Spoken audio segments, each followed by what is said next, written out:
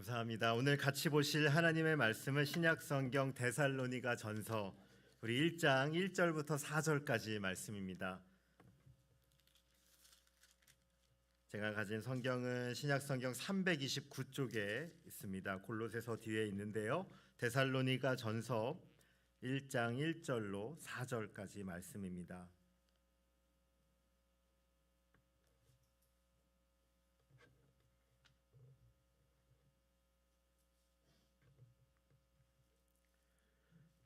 네, 우리 1절부터 4절까지 말씀, 하나님 말씀 교독하여 읽고요. 4절을 우리 합독하여 읽도록 하겠습니다.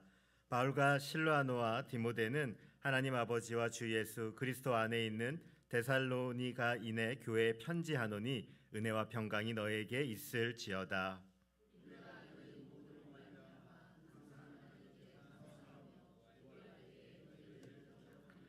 너희의 믿음의 역사와 사랑의 수고와 우리 주 예수 그리스도에 대한 소망의 인내를 우리 하나님 아버지 앞에서 끊임없이 기억함이니 하나님의 사랑하심을 받은 형제들아 너희를 택하심을 아노라. 아멘. 우리 옆에 계신 분들과 인사 나누겠습니다. 참 잘 오셨습니다. 한 번만 더 인사하겠습니다. 오늘 은혜 받으세요. 이렇게 인사하겠습니다. 네, 감사합니다. 오늘부터는 이 수요일에요. 우리가 데살로니가 말씀을 강해식으로 쭉 한번 살펴보려고 합니다. 먼저 오늘은 첫 시간이니만큼 이 데살로니가서를 좀 이해하기 위해서 이 배경을 조금 살펴보고 본문을 다룰까 합니다. 먼저 이 데살로니가 전서는 이름 그대로 이 데살로니가 땅에 있는 성도들에게 보낸 바울의 편지입니다. 이 말은 데살로니가 지역에 지금 교회가 이미 들어섰다는 거죠. 가장 먼저 우리가 파악할 것은요, 이 데살로니가 땅에는 교회가 언제 그리고 어떻게 세워졌는가, 이것을 좀 아는 것입니다.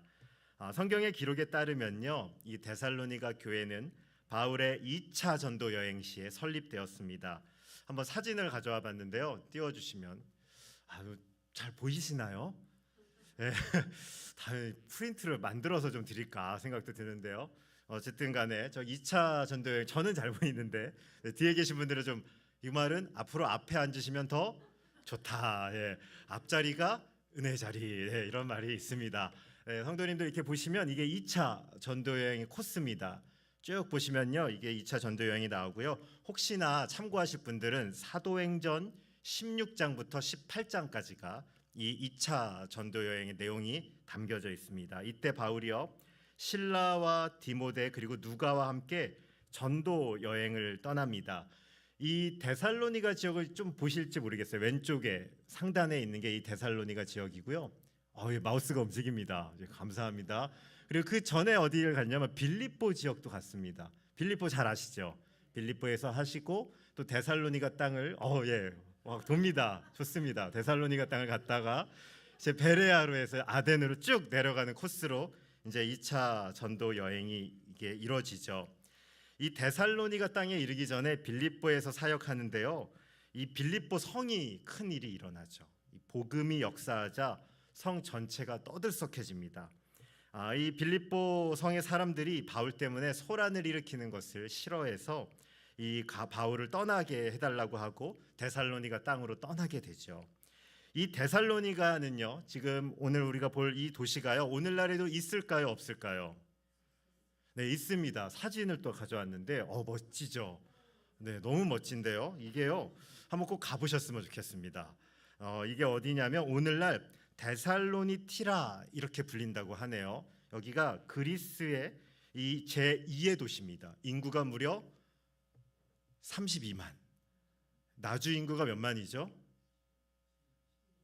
네. 11만 요 정도 제가 이제 파악했을 때는 그렇게 되는데요. 한 3배 정도나 굉장히 큰 성이라고 말할 수 있겠죠. 네, 여기까지만 이제 사진은 보면 되겠습니다. 이 당시에도 이 데살로니가는요, 마게도니아 지역에서 굉장히 큰 땅이었습니다. 이 도시의 중요한 특징이 있는데 아까 전에 사진에서 보셨지만 아까 뭐가 보이셨어요? 사진에 강이 보이셨죠. 실제로는 이게 강이 아니라 바다입니다. 그러니까 이 데살로니가 지역에는 항구가 항구 도시였다, 이렇게 볼 수 있죠. 그런데 이 당시에 항구가 있다는 것은요, 사람이 많이 다닌다는 것입니다. 그리고 항구가 있다는 것은 무역 거래가 있다는 것이고 또 돈이 많이 모인다. 그리고 돈이 많이 모인다는 것은요, 여러 가지 그런 성적이라든지 이런 문화적인 것들이, 방탕한 문화가 같이 섞여 있다, 이렇게 볼 수 있겠습니다. 이 바울 사도는요, 이런 땅을 그냥 지나갈 수 없죠. 그래서 이곳에서 전도 사역을 하고 이 데살로니가 지역에서 사역을 감당합니다. 혹시 관심 있으신 분들은 오늘 집에 돌아가셔서 사도행전 17장 1절부터 10절까지, 이건 제가 조금만 읽어드릴게요.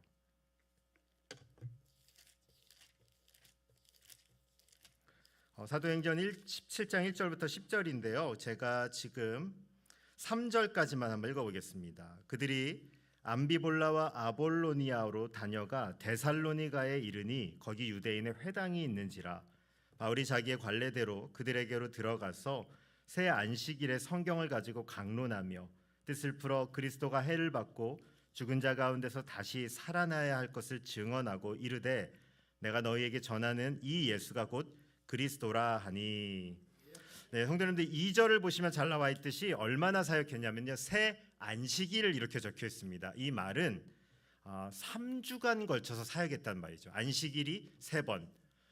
그러니까요, 이 3번의 안식일을 거쳐서 사역했고요. 주로 사역의 대상은 어디였냐면 유대인 회당이었습니다. 이 유대인들은요, 참 특징이 있는데 어디를 가서든지 뭘 만드냐면 회당을 만듭니다.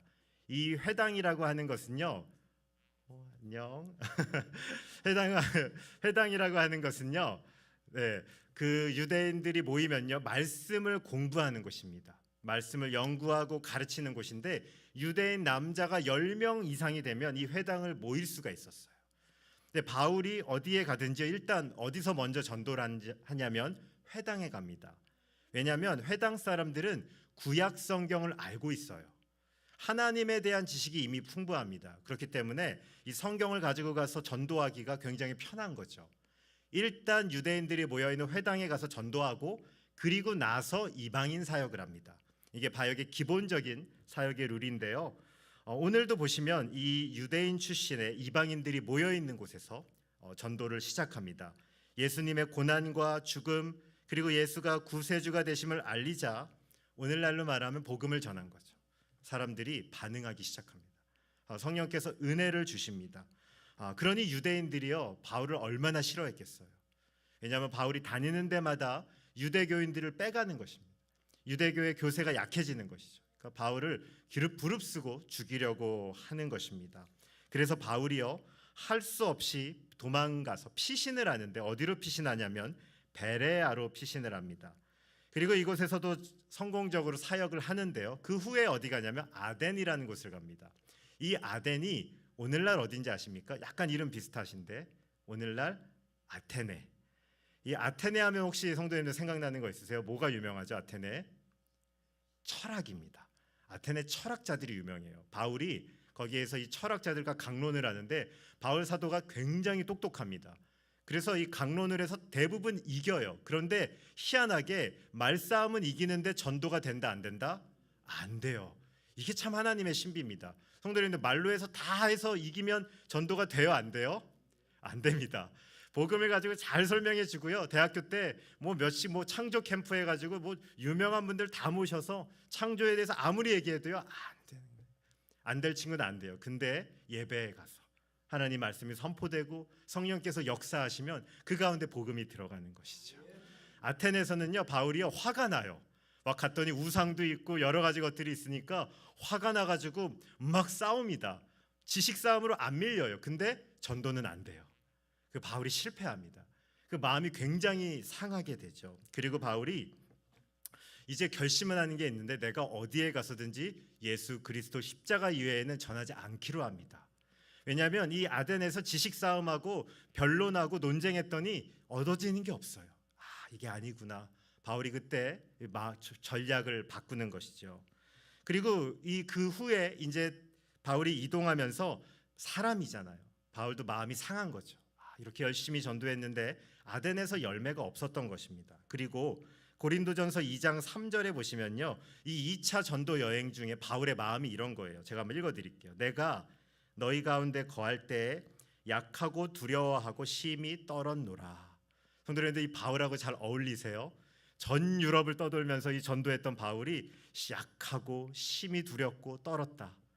그만큼 그 복음 앞에 바울이 두려운 마음으로 사역했다는 것입니다. 그런데 그때 실라와 디모데가 이 마게도냐의 소식을 가지고 바울에게 찾아옵니다. 사역의 어려움으로 좀 마음이 낙심해 있었는데 어떤 소식을 가져오냐면 이 데살로니가 교회가 부흥하고 있다는 거예요. 고작 3주밖에 사역 안 하고 어떻게 될지 모르고 떠났는데 이 교회 안에 하나님께서 은혜를 주시고 이 교회가 성령 충만한 역사가 일어나고 있다는 소식을 바울이 듣게 되는 겁니다. 바울이요, 그 소식을 듣고 굉장히 위로를 받아요. 왜? 내 사역이 잘못되지 않았구나. 하나님이 은혜 주시고 계시구나. 그래서 성도님들, 이 데살로니가 전서를 보시면 바울의 이 기쁨이 가득 묻어져 있습니다. 한 달도 안 되는 시간 동안 사역했습니다. 그런데 이 데살로니가 교회 안에 복음의 능력이 나타나고 있습니다.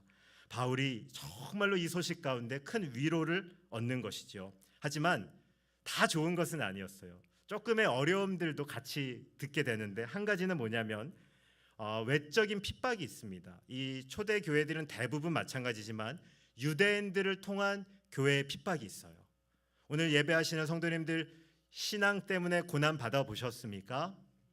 많이 받아보셨죠. 신앙 때문에 때로는 어려움들도 겪죠. 이 데살로니가 교회 안에는요, 유대인들이 들어와서 이 교회를 어지럽히고 있었습니다. 그리고 또 한 가지는 내적인 어려움이 있었는데 교리의 문제가 있었어요.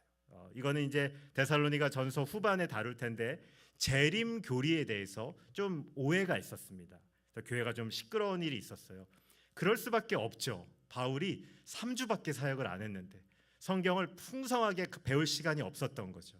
그래서 그 부분에 대해서 바울이 서신 후반부에 이제 이 재림에 대한 교리를 알려줄 겁니다. 그리고 마지막은 어디나 마찬가지겠지만 삶의 문제, 항구 도시, 쾌락이 있고 또 여러 가지 매력적인 도시 가운데 복음을 떠나는 사람들도 또 존재하는 것이죠. 바울이 거기에 대한 권면도 함께 다루게 됩니다. 저 안에 사랑하는 우리 성만교회 성도님들, 이 데살로니가 전서는요, 사도 바울이 최초로 기록한 서신이에요. 학자들이 추적하기에는 대략 45세 정도의 바울, 가장 젊은 바울이 썼다. 제가 이 서신을 보니까 저랑 좀 비슷한 나이에 바울이 기록해서 약간 그런 느낌을 갖고 이렇게 들으시면 좋을 것 같아요. 45세 정도 되는 열정적인 바울이 뜨거운 마음으로 막 썼다. 이렇게 보시면 이 서신 잘 이해하실 거라 생각합니다. 오늘 우리 같이 이 서신을 보면서 이 데살로니가 소식을 통한 기쁨을 얻었던 바울의 그 마음, 그리고 데살로니가 향한 그 사랑의 마음들을 오늘 함께 나눌 수 있는, 또 오늘 우리 가운데서도 하나님의 위로를 충만히 경험하는 모든 성도님들 되시길 주님의 이름으로 축원드립니다. 오늘은 이 데살로니가 전서 시작이에요. 1절부터 4절까지 말씀. 이 구절은 처음이잖아요. 이 데살로니가 교회를 향한 바울의 인사와 감사 기도가 담겨 있습니다. 제 신대원 시절에 친한 친구 목사님이 상주 출신이셨는데 부모님이 참외 농사를 하셨어. 근데 그 농사 이야기를 가끔 하셨던 게 지금도 기억나요. 올해는 망했다. 왜 망했어요? 형이었거든요. 저보다 6살 위여서. 왜 망했어요, 형? 그랬더니 너무 잘 됐대, 농사가. 저는 몰랐어요. 잘 되면 좋은 거 아니에요? 그랬더니 다 너무 잘 돼서 너무 많이 나와서 이거 버려야 될 지경이다. 그런 얘기를 했던 기억이 납니다. 나주에 오니까요, 이 농사하시는 분들이 많으시더라고요. 그래서 많이 받았습니다. 벌써 감도 주시고 호박도 주시고 또 뭘 받았더라? 오이도 받고 여러 가지 막 받고 있는데요. 성도님들, 열심히 1년 동안 농사했는데 농작물이 안 나오면 그 마음 어떠세요? 굉장히 속상한 거죠. 아까 말씀드렸듯이 바울의 마음이 그런 거죠. 지금 사역을 열심히 하고 있었는데 지금 사역지에서는요, 열매가 별로 없는 거예요. 하나님의 뜻을 잘 모르는 거죠. 열심히 뿌리고 바울보다 탁월한 사람이 어디 있겠어요. 그렇게 사역하는데 열매가 없었던 겁니다. 우리가 열정적으로 뭔가를 하고 있는데 열매가 없다면 참 이렇게 고민되는 거죠. 이거 정말 괜찮을까? 이 길대로 가도 괜찮을까? 그런데 우리가 아까 전에 말씀드렸듯이 고린도 지역에서 너무 기쁜 소식을 가지고 이 동역자들이 온 겁니다. 실루아노, 디모데가 데살로니가 교회의 소식을 가지고 바울에게 찾아와요. 이 소식을 들은 바울의 생각을 딱 한 단어로 말하면 감사입니다. 우리 2절 말씀을 한번 같이 읽어볼까요? 우리 본문 2절입니다. 함께 읽겠습니다. 시작.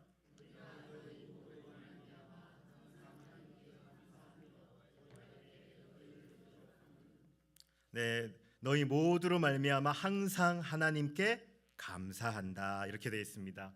데살로니가 교회의 이 소식이요, 바울이 너무너무 마음이 행복했던 겁니다. 다른 바울의 서신들 혹시 기억하세요? 1장 보시면요, 보통 일이 아니에요. 인사말 끝나자마자 바울이 뭐 하는지 아십니까? 화내요. 어리석다 갈라디아 사람들아. 바울이 얼마나 화가 많은지 몰라요. 이게 지금 문제가 심각하니까 교회 혼내느라고 바쁘거든요. 근데 이 데살로니가 서신에는요, 그런 말이 거의 없습니다. 바울의 마음이 너무너무 행복한 거죠. 이 서신을 기록한 중요한 이 목적이 너무너무 바울이 이 믿음의 격려를 하고 싶은 거예요. 그 마음 가운데는요, 바울이 인간적으로는 되게 미안했을 것 같아요. 에베소나 고린도에서 사역할 때는요, 짧게는 1년, 길게는 3년 반 정도 바울이 사역했습니다.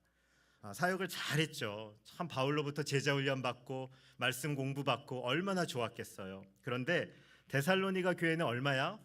3주였습니다. 성도님들, 3주. 길어야 한 달. 한 달 동안 말씀 배우면 많이 아쉽지 않겠어요?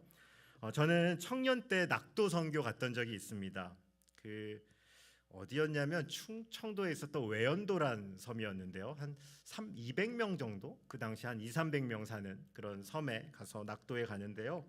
한 짧으면 한 주 정도, 길면 2주 정도 이렇게 낙도 선교 가서는 거기 섬에 머무르죠. 아이들이 처음엔 경계해요. 하면 이제 누가 외부인이 왔나 이렇게 하는데, 이제 아이들 뭐 좀 친해지고 가르치다 보면 너무너무 아이들이 행복해하죠. 형들이 왔으면 얼마나 좋아요. 그리고 마지막 날 저녁이 되면 너무너무 힘듭니다. 애들이 울면서 형 안 가면 안 돼?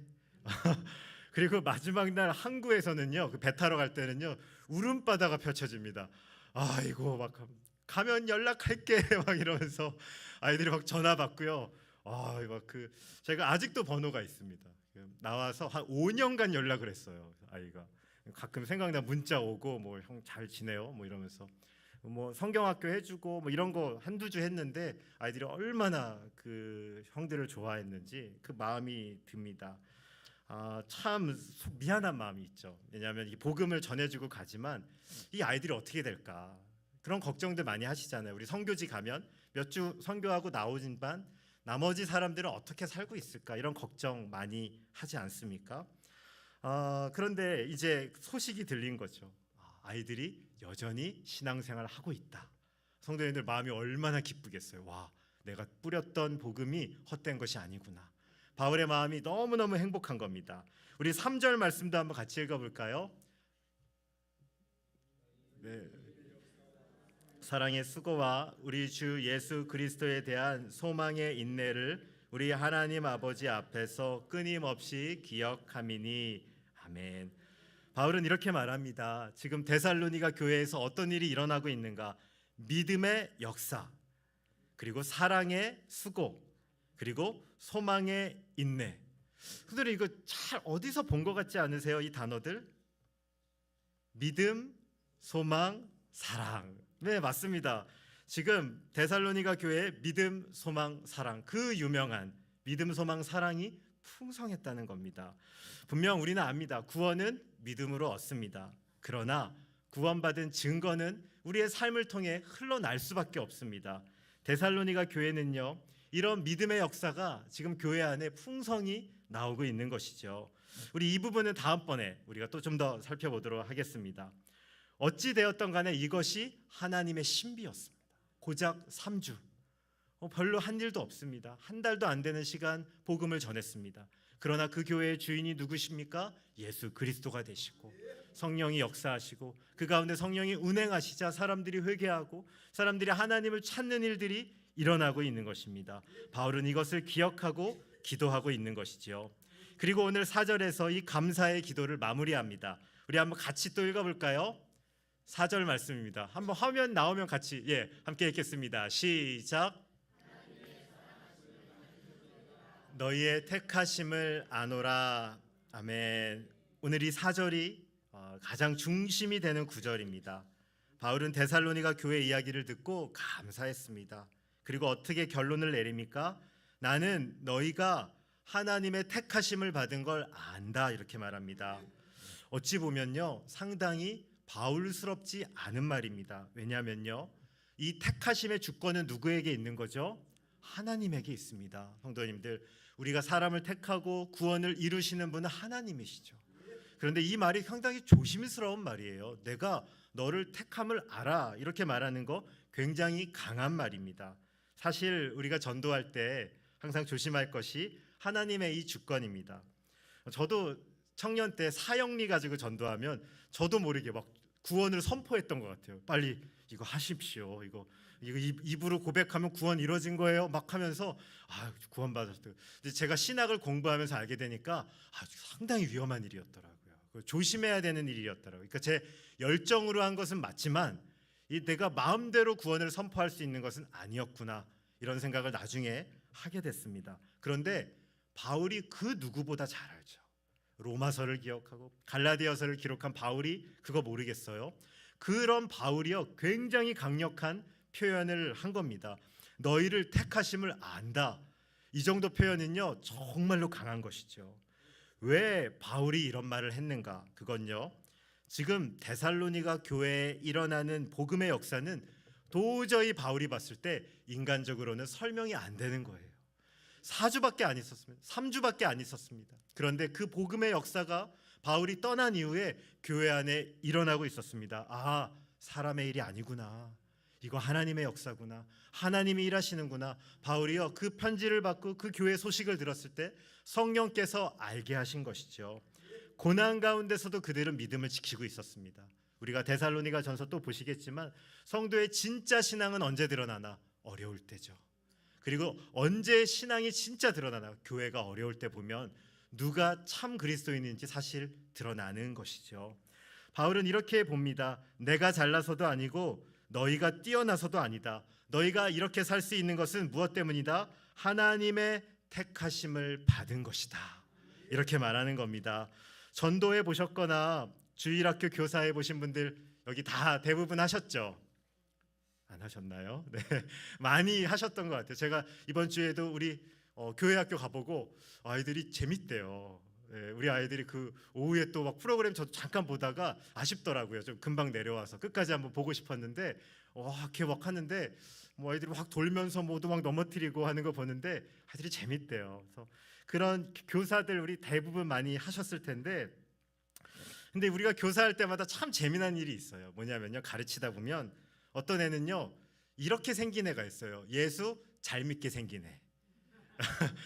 얘는 잘 믿게 착하게 생기고 이렇게 전하면 이렇게 반응도 잘하고 어떻게 상냥해요. 참 괜찮다. 근데 옆에 있는 애는 딱 어떻게 생긴 애? 말썽 부리게 생긴 애. 피곤해요. 보면은 막 뭐 물어보고 시키지도 않은 거 묻고 어려운 거 묻고. 그거 좀 이따가 물어주면 안 될래? 교사할 때 되면 긴장돼요. 그런 애들 말하면서 죄송한 마음인데 그 아이는 이번 주 안 왔으면 좋겠다. 이런 마음이 우리가 부담이 되니까 막 들 때도 있습니다. 그런 아이도 사실 우리 안에 있어요. 걔 있으면요, 분위기가 다 깨져요. 반 분위기. 너무너무 힘든 거죠, 솔직하게는. 그런데요, 제가 교회 사역하면서 너무 놀랄 때가 있어요. 왜냐하면 가끔씩 제가 사역했던 교회 홈페이지에 들어가거든요.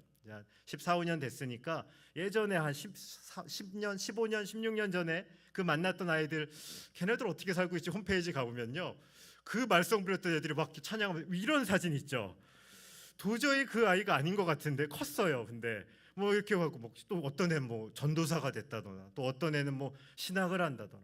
근데 또 너무 또 놀라운 것은 교회에 꼭 있을 것 같던 애들이 또 때로는 없어요, 사실은.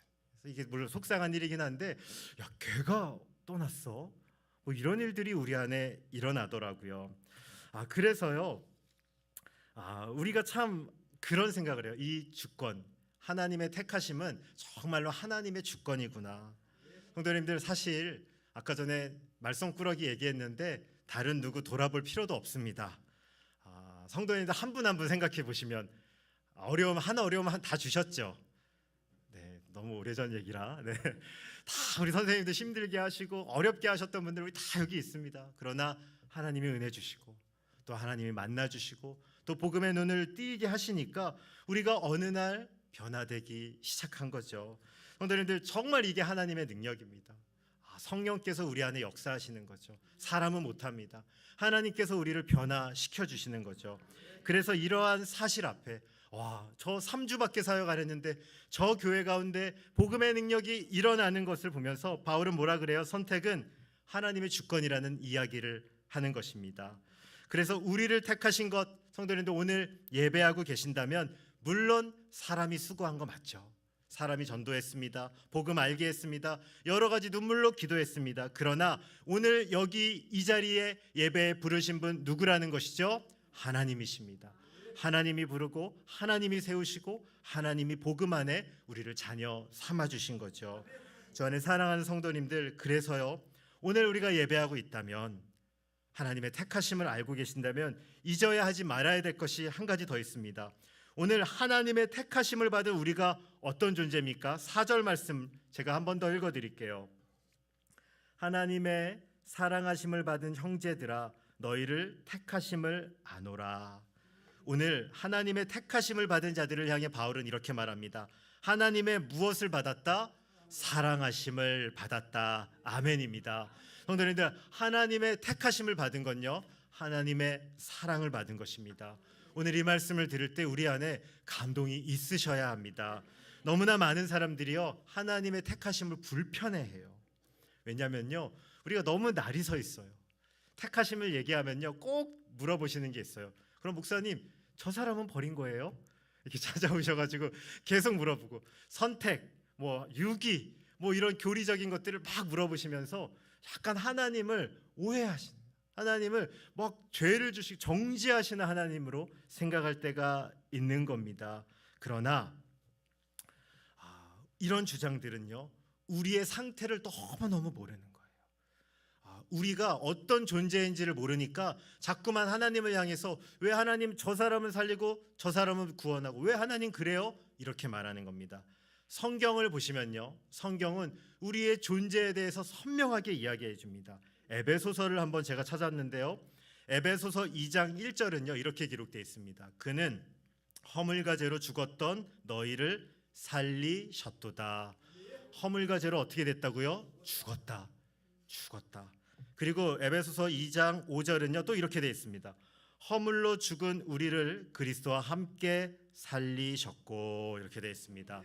사실 우리가 종종 기도할 때 또 이렇게 기도하면 더 좋을 것 같아요. 하나님, 우리 허물과 죄로 죽었다. 허물과 죄로 우리는 죽은 존재입니다. 살아날 수 없는 존재입니다. 소망이 없던 자들입니다. 생명은 있었지만 그러나 살아날 수 없이 영적으로 죽었던 자들이죠. 그런데 하나님께서 은혜를 주셔서 우리가 살아난 겁니다. 성도님들, 죽은 자가 혼자서 살아날 수 있습니까? 못 살아납니다. 죽은 자는요, 누군가가 살려줘야 됩니다. 심폐소생술 받아보신 분 계십니까? 혹시 전기 충격 이런 거 보신 적 있으세요? 혹시 이런 거 본 적 있으세요? 누워있던 자가 자기 스스로 셀프 전기 충격 아니면 셀프 심폐소생술 이래가지고 물 뱉어내고, 그런 거 못 보셨죠? 죽은 거예요. 죽은 겁니다. 생명이 있다라고 말하지만 실제로는 생명이 없는 거예요. 그런데 하나님께서 우리를 살려주셔야 되는 거죠. 심장이 뛰고 생명이 일어나는 것은 하나님의 역사입니다. 아담과 하와가 범죄할 때 하나님은요, 그 자리에서 모든 것을 끝낼 수 있었습니다. 다시 리셋할 수 있었습니다. 그러나 하나님께서 그렇게 하지 아니하시고 다시 재창조로 하시기로, 그 창조를 다시 쓰시기로 결심하셨습니다. 제가 보니까요, 인테리어 하시는 분이 그러더라고요. 목사님, 새로 짓는 게 리모델링 하는 것보다 새로 짓는 게 더 쉽대요. 그러던데요, 전문가가. 리모델링이 더 힘들대요. 철거하고 다시 짓고 하면 너무너무 복잡하대요. 차라리 새로 짓는 게 빠르다. 하나님께서는요, 그런데 새로 짓는 게 아니고요, 재창조하시기로 결심하셨다는 겁니다.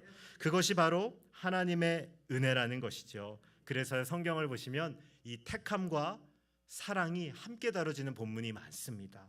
아들을 죽여서 우리를 살리신 것이죠. 그래서 이 택함과 사랑이 함께 성경에는 증거되는 것입니다.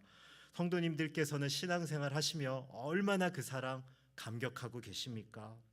혹시 우리 교회에 있지만 하나님의 사랑, 하나님이 나를 얼마나 사랑하신지 이 그 감격 없이 신앙생활하고 있다면 우리 신앙생활에 생기가 없을 겁니다.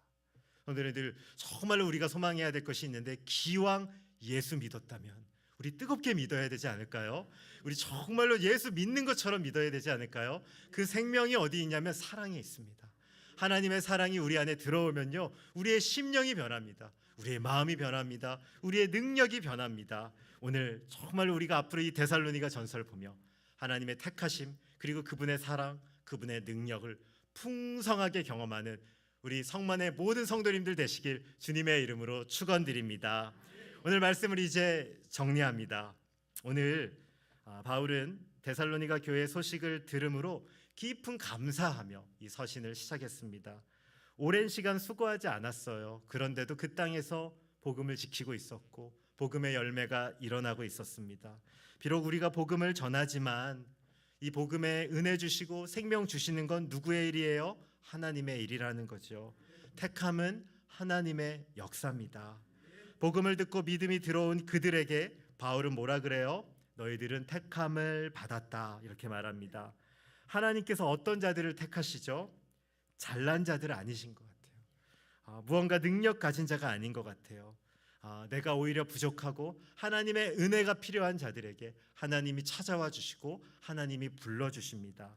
그래서 오늘 말씀은 이렇게 얘기합니다. 하나님의 사랑하심을 받은 자들이 하나님의 택함 받은 자들이다. 오늘 성도님들, 오늘 수요일 이곳에서 예배하시는 성도님들 제가 잘 기억하겠습니다. 왜냐하면 첫날 제가 예배하기 때문에 잘 안 잊어버릴 것 같아요. 다 처음이거든요. 전화도 처음이고 식사도 처음이고 교제도 처음이고 다 처음 해서 잘 기억에 남더라고요. 이 첫날은 사실은 사진을 찍고 싶을 정도로 제가 지금 마음이 그런데 좀 주체인 것 같아서 사진은 안 찍겠습니다. 하나님의 택하심으로 우리가 여기에 있습니다. 하나님의 부르심으로 우리가 여기에 있습니다. 구원받았다면 우리가 잘난 것도 아닙니다. 부모님 잘 만난 것도 아닙니다. 자격이 있어서도 아닙니다. 오직 은혜죠. 하나님이 그 은혜로 불러주셨습니다. 그럼 우리 어떻게 살면 좋을까? 제가 고민하다 에베소서 1장 4절과 6절 이 두 절만 한번 읽어드릴게요. 제가 한번 읽어보겠습니다. 곧 창세전에 그리스도 안에서 우리를 택하사 우리로 사랑 안에서 그 앞에 거룩하고 흠이 없게 하시려고. 6절입니다. 이는 그가 사랑하시는 자 안에서 우리에게 거저 주시는 바 그의 은혜의 영광을 찬송하게 하려는 것이라. 아멘. 성도님들, 구원받은 우리에게 바울 사도가 이 에베소서를 보시면 권면하는 게 있는데 뭐 하라고요? 찬송이래요. 찬양이래요. 우리가 하나님의 은혜들을 돌리면서 살라는 것입니다. 주 안에 사랑하는 성도님들, 오늘 하루를 사시며 입술에서 찬양 나오셨습니까? 너무 어려운 일들 많으시죠. 네. 또 무거운 일들도 많고 인생에 어려운 일들도 많고 고민되는 숙제들도 참 많습니다. 그러나 오늘 우리 가운데 그 어려운 일들이 있을 때마다 우리 잠시 시간을 내셔서 예수님을 묵상하시기를 소망합니다. 아무 자격과 조건도 없는 나를 예수님이 택해 주시고 또 복음을 알게 하시고 여기에 두시고, 저는 사역을 할 때마다 이 감격이 좀 있어요. 그래서 하나님께서 이렇게 말씀을 전할 수 있는 게 너무 행복하다는 생각을 할 때가 있거든요. 하나님 쓰신다는 게 얼마나 감격스러운 일인지 모르겠습니다. 오늘 정말로 이 감격으로 찬양하며 하나님과 함께 동행하는 삶 우리가 살기를 소망합니다. 물론 때로는 어려운 일들도 하겠죠. 그런데 사랑하면 어렵지가 않습니다. 이게 참 신비죠. 누가 그러더라고요. 가장 어려운 여행, 가장 긴 여행이 어떤 여행인지 아십니까? 불편한 사람하고 함께하는 거. 제일 싫어하는 사람하고 옆자리에 놓고 같이 3시간 KTX 타라. 쉽지 않습니다, 성도님들. 근데 사랑하는 사람 만나면요 12시간 비행기 타고 가도 갈만한 거죠. 네. 우리가 예수님하고 만나는 게 이런 것입니다. 예수님이 때로는 사랑하는 자에게 어려운 일들도 맡기시죠. 근데 사랑하는 자에게 맡기세요.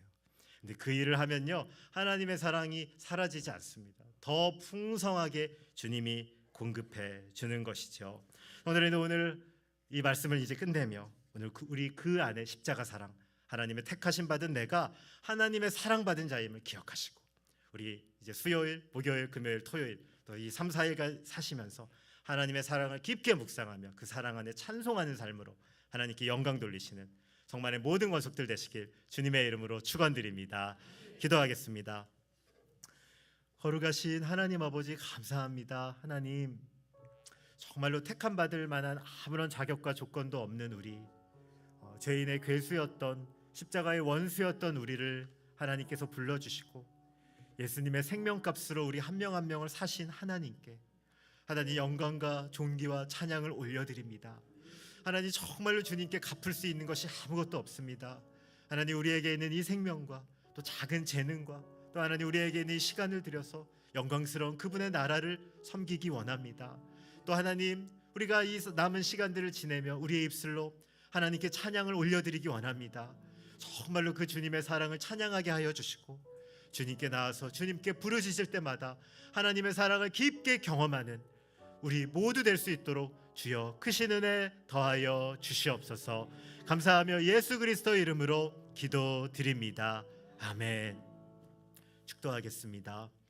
우리 주 예수 그리스도의 은혜와 하나님의 사랑과 성령님의 역사하심이 죄인이요 또 때 하나님과 원수였던 우리를 불러주셔서 이제 택하심 가운데 십자가 사랑 찬양하는 자녀 세워주심 감사하기 원하는 이곳에 주의 크신 사랑 받은 모든 주의 자녀들에게 지금으로부터 영원까지 함께 있을지어다. 아멘.